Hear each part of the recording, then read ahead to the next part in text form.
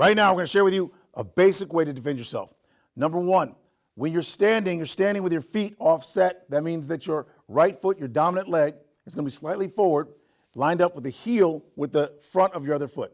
So the right heel with your left toe. That's here.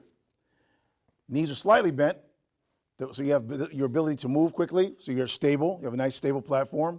You also want to make sure you're slightly bent forward, just very little, just so that you're not off balance. And your hands are in the middle of your body. The reason why your hands are in the middle of your body is so that you can be ready for an aggressor, and your hands do not appear to be in an aggressive position. Because your hands are here, any witnesses in the area or any cameras on buildings will show that you are in a passive position, which will matter in a legal sense later. So if his hands were up in a fighting position, then other witnesses and other cameras would show he was actually participating in a fight, which will make a huge difference legally, especially if he were to win and injure this person. So what we want to do is decrease the likelihood of having a prosecutorial outcome and decrease the amount of lawsuit damages by creating conditions where it's clearly obvious that this person is defending themselves. And it starts with your posture. In this case, his posture starts with steepling.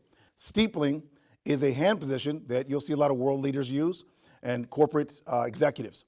This position exudes a feeling of competence and confidence. And as a result, the aggressor will look at this person and see this position. And because the attacker sees the person in this position, they will actually have a sense of feeling that they're confident and competent. But tactically, what this means, your hands are in the 50% position of your body, and it does not appear that you are in an aggressive position, but you are in a position to defend yourself very easily because you are already having your hands in the 50% position of your body. So you're not bringing your hands from down here up. They're already ready to go.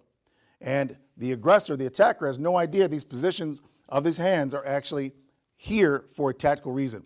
So the person that's going to attack thinks perhaps, although he's confident and competent in his projection, the attacker might believe there's an opportunity to actually attack successfully, which there is not.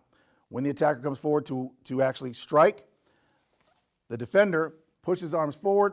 The amount of aggression from the attacker determines how much power is exerted into the aggressor's arm, which causes pain to the aggressor's arm on the inside here as it strikes the forearm of the defender.